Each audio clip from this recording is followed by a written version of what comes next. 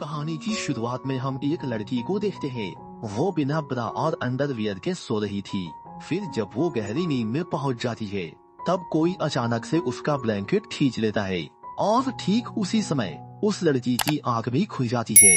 जब वो चेक करने के लिए उठना चाहती है, तभी कोई पीछे से उसके बालों को पकड़कर उसे बेड पर पटक देता है। और ये सब करने वाला कोई और नहीं बल्कि उसका अपना बाप था। ये देखकर लड़की अपने पिता से कहती है, आप ये सब क्या कर रहे?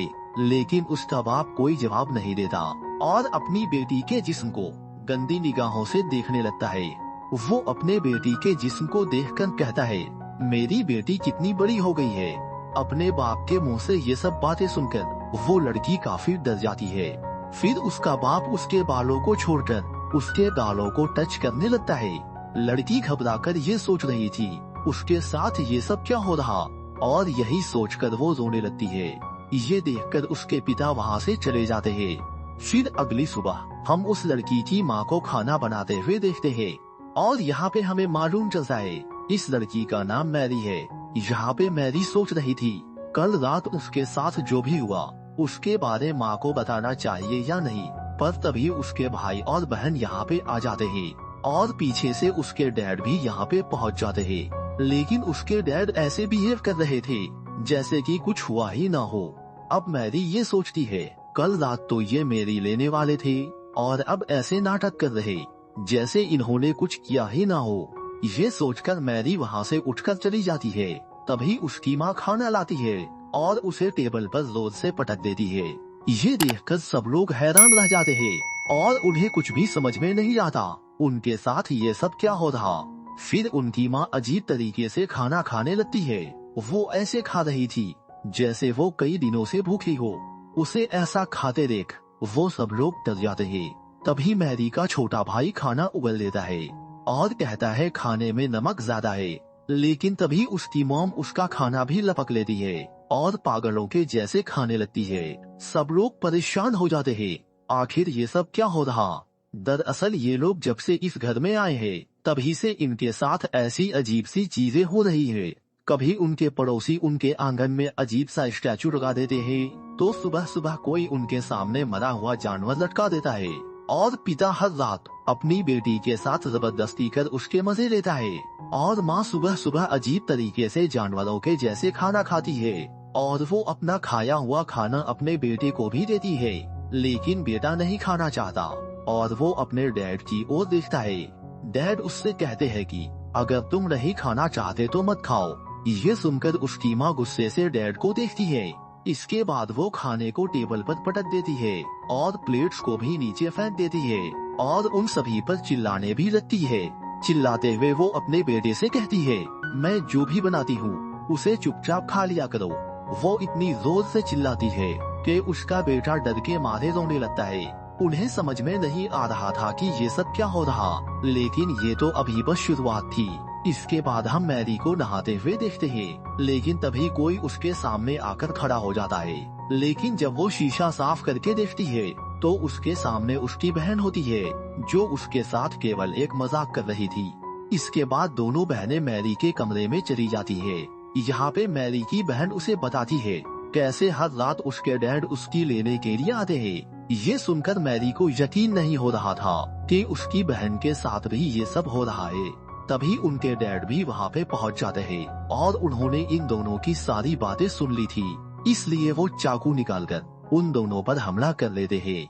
लेकिन मैरी उनको धक्का देकर वहाँ से भागने लगती है, पर उसके डैड उसके बालों को पकड़कर उसे उठाकर नीचे फेंक देते हैं और सीढ़ियों पर गिरने की वजह से मैरी बेहोश हो जाती है। इसी बीच उसके डैड स्टोर रूम से एक हथौड़ा ले आते हैं। फिर हम मैरी को देखते हैं। अब मैरी को होश आ गया था और वो अपनी बहन को ढूंढ रही होती है। तभी उसे एहसास होता है जैसे कोई उसके पीछे खड़ा है और जब वो पीछे मुड़कर देखती है तब उसे उसके डैड दिखाई देते हैं जो कि हाथ में हथौड़ा लेकर उसी की ओर बढ़ रहे थे। लेकिन इससे पहले कि वो कुछ कर पाते, मैरी उनके सर पर कुछ मार देती है, लेकिन इससे उन्हें कुछ भी नहीं होता। मैरी के इस हरकत की वजह से उसके डैड और भी ज्यादा गुस्से में आ जाते हैं और वो मैरी के ऊपर हथौड़े से हमला कर देते हैं। लेकिन मैरी नीचे झुक जाती है जिससे हथौड़ा दरवाजे पर जा लगता है। तभी नीचे से किसी की आवाज आती है और ये आवाज मैरी के डैड की थी, जो कि सीढ़ियों से ऊपर आ रहे थे।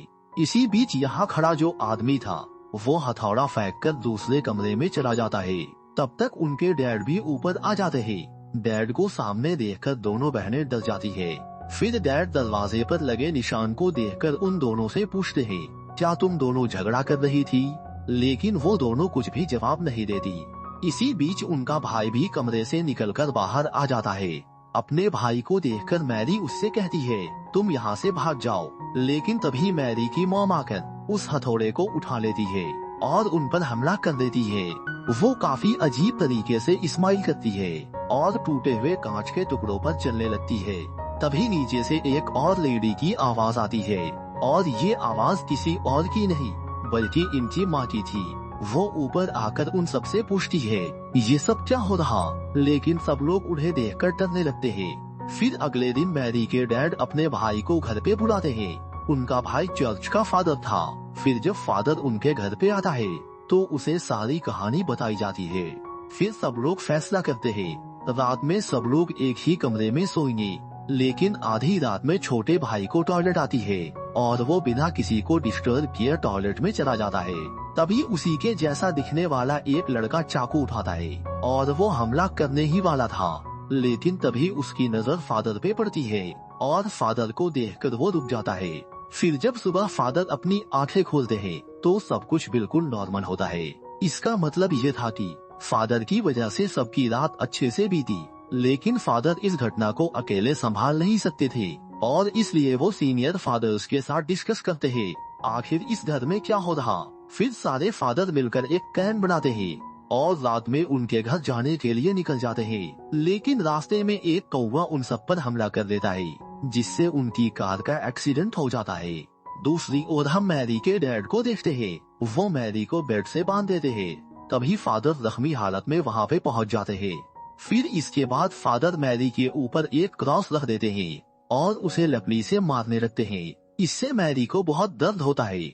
लेकिन उसके डैड मैरी के पैर को पकड़ लेते हैं ताकि मैरी ज्यादा ना हिल सके। फादर छड़ी से लगातार उसे मारते ही जाते हैं, जिस वजह से मैरी बेहोश हो जाती है।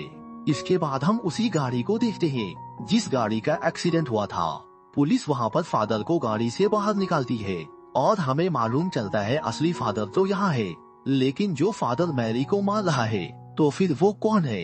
असल में असली शैतान वही होता है। फिर हम मैरी को देखते हैं। उसकी माँ कहती है, बस करो, अगर ऐसे ही तुम उसे मारते रहे तो उसकी जान चली जाएगी। ये सुनकर मैरी के डैड अपनी वाइफ को दीवार पे पटक देते हैं। वो अपनी वाइफ को मरता हुआ देखकर फादर की ओर देखते हैं, जिसके बाद फादर एक अजीब सी स्माइल करके डैड के ऊपर हमला कर देता है।